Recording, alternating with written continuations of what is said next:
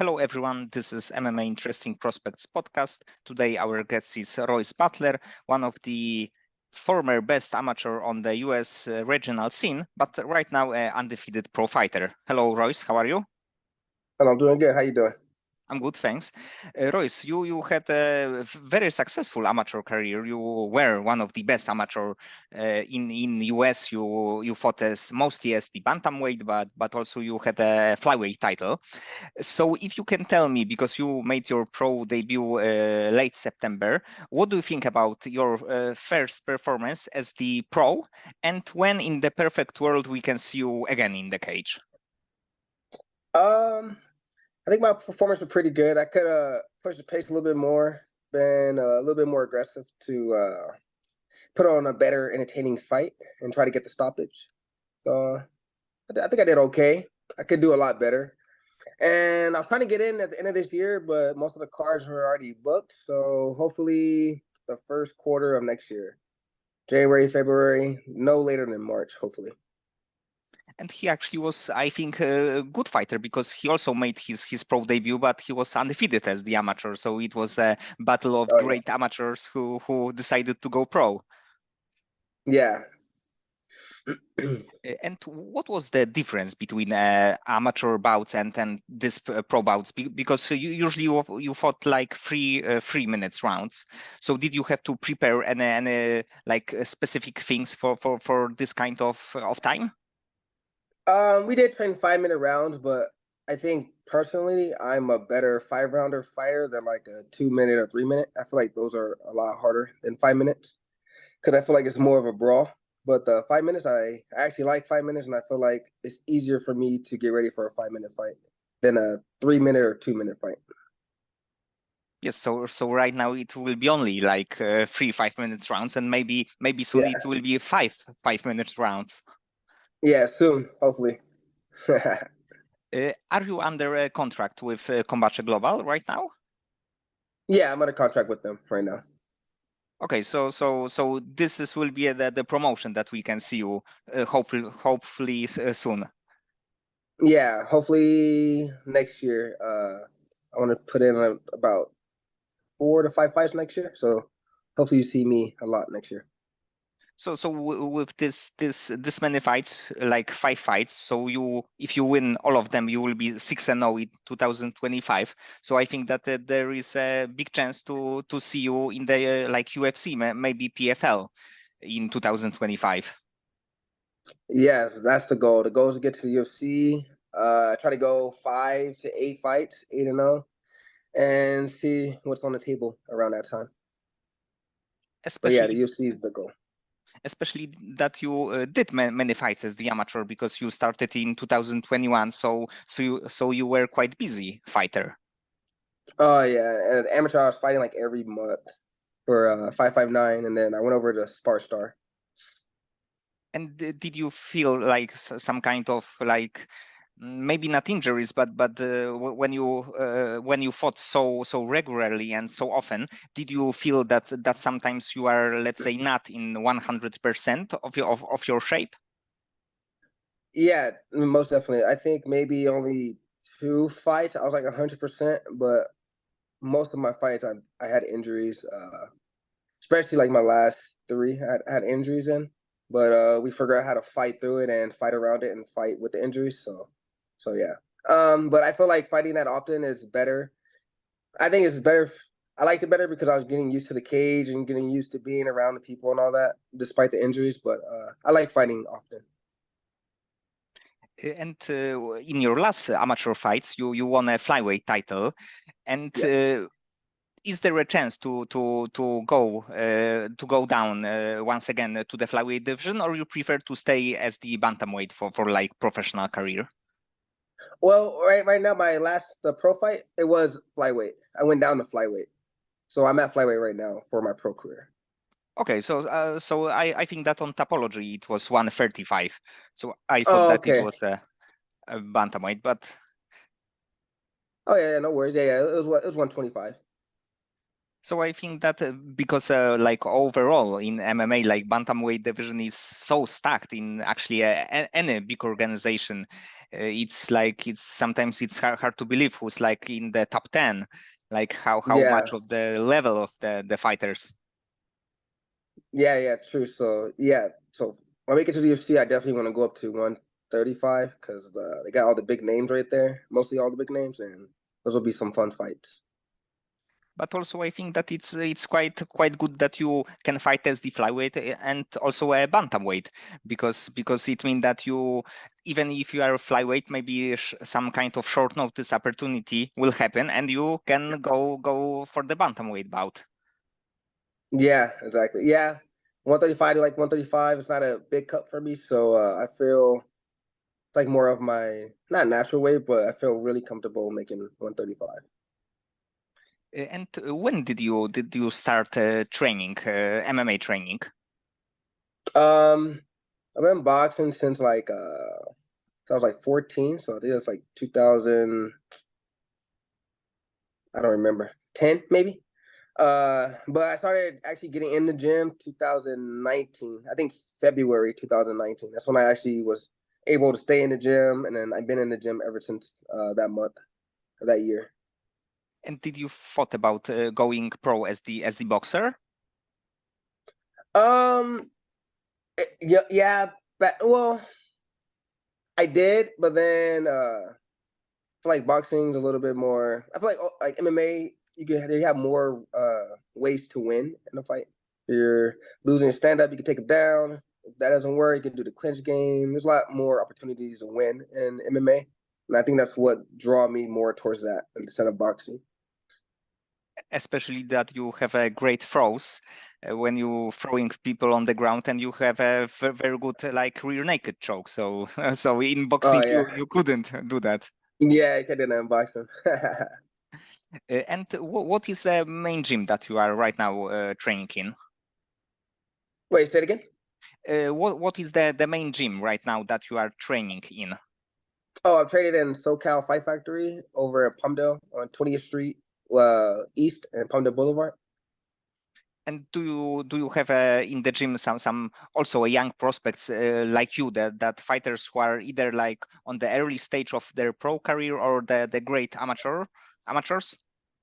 Oh yeah, we have a lot of pros there. Some people are going pro, and we have a lot of people that just graduated high school that are about to do their amateur debut next year. And some we have a couple people that just debuted not too long ago too for amateur. Yeah, we have So a lot of probably over 10 fighters there. so if you are like on the maybe you are not on early stage of your career because you have a lot of amateur fights, but as the pro, it's I think that cool thing that you can like start from the quite same point and grow together as the team.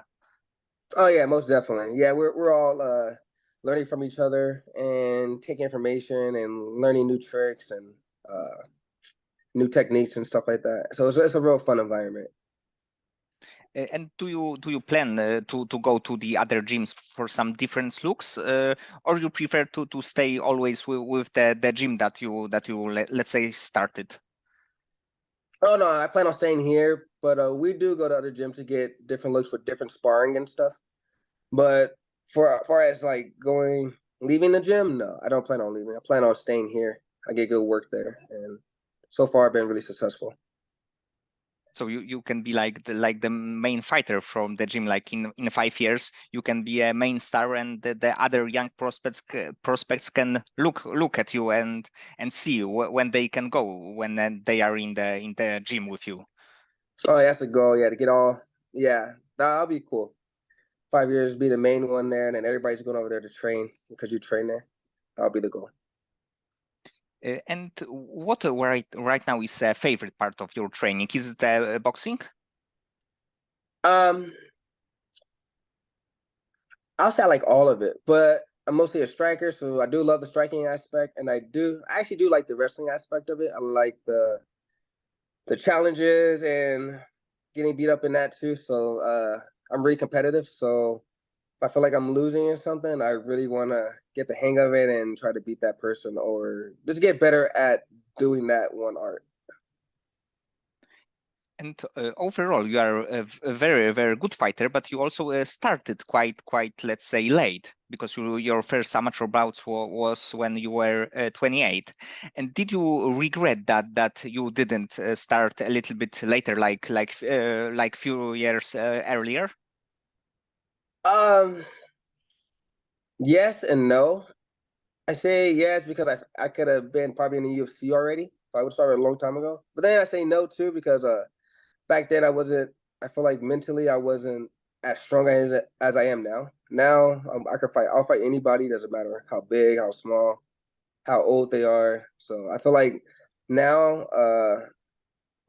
I kind of don't regret it because now I don't have that many miles on my body. So I still feel really young. So I can still fight for like another 10 years easily. I think that this is a quite big advantage because of course you have experience, but sometimes there are fighters who are 30 years old and they have like 40 pro bouts, and then All right. they like peaked quite early, and then it's like going down. So I think that the best things will happen to you in the future. Yeah. Yeah, I feel like I'm nowhere near my peak right now. I feel like I'm still like a baby, just learning everything. Yeah, I feel like I'll probably peak in another like 5 years, probably maybe 3 to 5. And if any other organization will like contact you, it's let's say PFL. They actually Mhm. don't have a bantamweight division, but let's say that they will create it. Would you be also interested in going to other promotions, not the UFC? Yeah, if the money's right and I can set my family up and my kids up for generational wealth and they'll be fine and all that later on in their life. Yeah. So if the money's right, I'll probably go anywhere.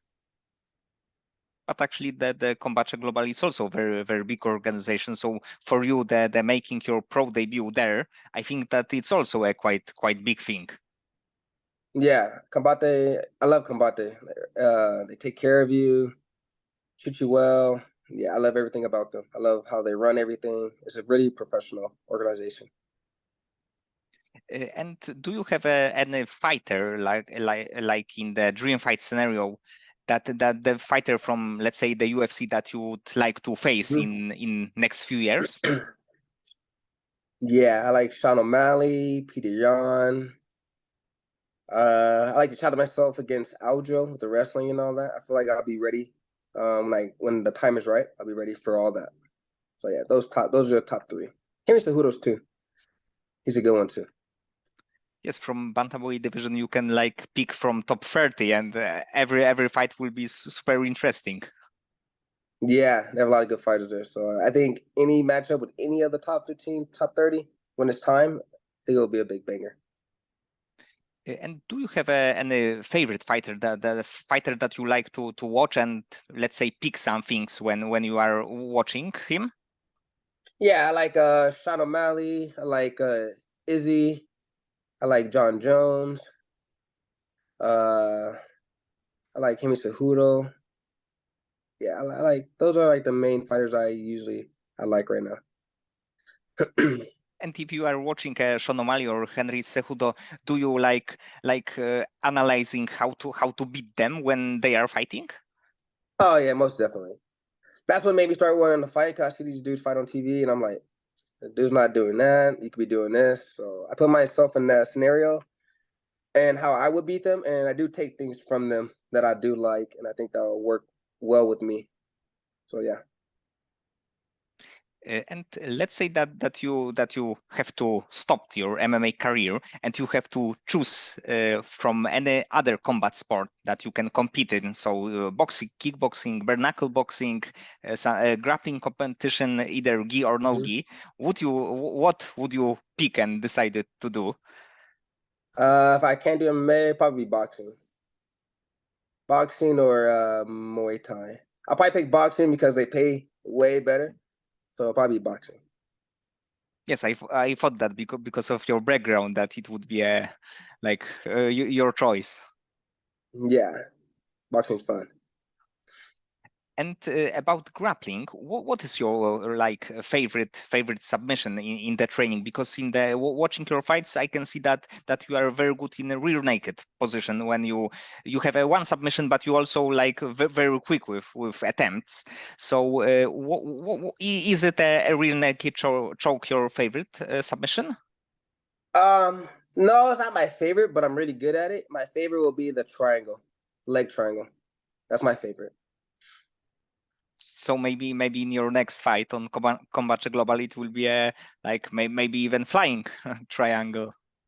Flying triangle. Yeah, it's gonna be a stoppage in my next one for sure. I'm gonna be going for the stoppages. And do you have any like fighter from the organization that you would like to face, or it's like doesn't matter for you? It will be who it will be. I know it doesn't matter. I don't really know that many fighters from there, to be honest with you. But no, it doesn't matter who they put in front of me. Uh, that's who I would take, who I'll fight and defeat. And also watching your fights, you are good in every area, in your especially amateur fights, and like watching your amateur fights. And if you can add any kind of skill set to your current skills from any fighter in the world, what would you like to pick from other fighter? From any other fighter? Yes. I'd probably say Khabib, his ground control and the ground and pound. That's something I would like to really like get a hold of and learn from that. So that's what we're working on right now. So I'm trying to get better in every aspect. Actually, this is one of the most common like answers. It's either Khabib wrestling or Francis power. But Oh it yeah, but it's of course it's like very good choices because like, Khabib was undefeated and he beat so many top level guys with his wrestling. So it's like hard to deny it. yeah, exactly. Uh, yeah, that'll be one of the. That'll be really good if I could get that same control that he has. So maybe in your next fight it will be like Khabib against Justin Gaethje that he take him down and then he triangle him. Maybe, yeah, but I want to keep the fight standing and try to hurt them and get them out of there that way. But if it does go to the ground, yeah, I'll try to submit them or ground and pound them out. And you of course had a lot of amateur bouts, so you are quite experienced.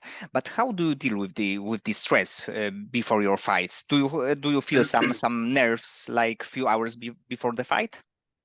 No, I don't really feel that. To tell you the truth, I usually just sleep all the way till it's time to wake up. And my coach will wake me up, and then I start stretching, warming up. So they're really not that much time for me to get nervous because it's like I'm already there, so it is what it is. Earlier in my career, I did used to get nervous and worry about if I'm going to lose or not and all that. But I'm just there to show them that I'm the best and to have fun. So when I'm having fun, I feel like I'm the best and nobody can beat me. Yes, sleeping before the fights is quite like cool thing, and I think that quite unusual. But it's like it means that you are so experienced that it's like another day in the office for you. Yeah, exactly. It's what I signed up to do, so I already know what I'm getting into. So there's no surprises. And outside of fighting, what do you like to do in your free time? Do you like watching movies, do some other activities?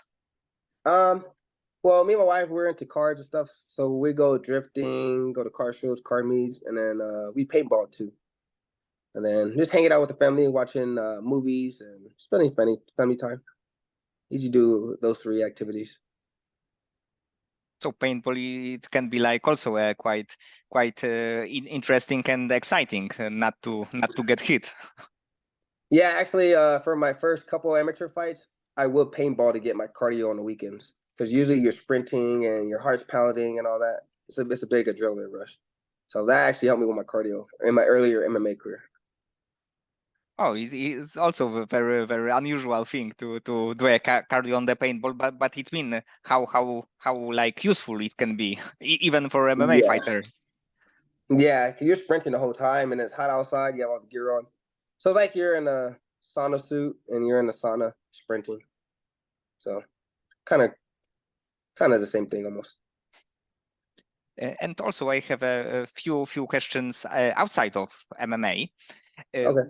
What was the like your favorite superhero or character from the movies when you were a kid? Like the Marvel movies or Yes, it can be Marvel. It can be any like animation movie, anything. uh animation, I'll probably say Dragon Ball Z, like Goku, Marvel. Probably say the Hulk, and I like Black Panther. Yeah. But Hulk from the Marvel as the character, or do you like any actor? Because it was Mark Ruffalo. It was also Edward Norton or Norton, I believe, before. Oh, I'll probably say I like the character.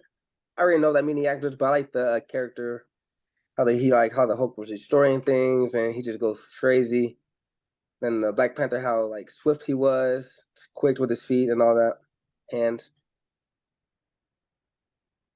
And do you have any like favorite comedy movie? Uh, Comedy movie? No. Yeah, I usually mostly watch action movies, to be honest. Okay, Anything like okay. and your favorite action movie? I like Shooter with Mark Wahlberg. I like mostly like a lot of Denzel Washington movies. Uh, I forgot the one. I forgot the name of the one I just watched. I forgot the name of it. We just watched it the other day. It's pretty good. Yes, in last few years it was I think that John Wick also made a lot of noise about this kind Oh yeah, of yeah, movies. yeah. That one too. We just watched John Wick 4 not too long ago too. That was a really good one too. Yes, it was quite a long one, but also a very good one. Yeah, a lot of action. I like all that stuff. Hand fighting with the guns and all that. And also, if you can meet any kind of celebrity and go, let's say, for the dinner with this person, who do you like to pick and take for the dinner? Dinner. I say Joe Rogan. I like Joe Rogan. I watch his podcast. He has a lot of knowledge and good topics to talk about. So I think that'll be a good dinner. Yes, Fun and dinner too. probably the long one because sometimes the podcast is like over 4 hours. So the dinner also Yeah, can be super long. yeah. That'll be a good night. And overall, do you like to listen to the other podcast? Um, he's the main one I listen to, but I do listen to like not really other podcasts, but I listen to like other MMA news and stuff like that. But other podcasts, I don't really listen to a lot of other podcasts. And do you have a like favorite MMA, let's say, source of information, either podcast or like kind of sites? I think I like MMA on point. I think it's what's called MMA on point, and then MMA junkies. I think I usually get my information from them. Yes, MMA Junkie is like for many years one of the like top source of, I think that from many people for any kind of MMA news. Yeah, yeah, yeah. Those are the top two right there. And also the last question is, if you can learn any kind of skill, but it's outside of MMA, what would Mm-hmm. you like to learn and know? Outside of MMA, Yes. uh, I'll probably say engineering, learning how to engineer um, basically everything, parts, learn how to build stuff, figure out the dimensions and all that stuff. So maybe after your career you can like if you still would be interested in this, you can like pursue this kind of thing. Hopefully, I'm retired somewhere on the island. But worst case scenario, yeah, probably go for that. Okay, Royce. So many thanks for the conversation. I Yeah. hope that we can see you in the cage really soon, and that after 2024 you will be a 6-0 with the like chance to go to the UFC, because I think that it would be a really cool thing to see you there. Yeah, that's the goal. Get in there. I want to get in there pretty soon. So January, February, March the latest, and then after that, every 6 weeks or so, I want to get back in the cage if I come out uninjured and if I feel good. So if my health is good, and I'm willing to fight every other week, to be honest with you.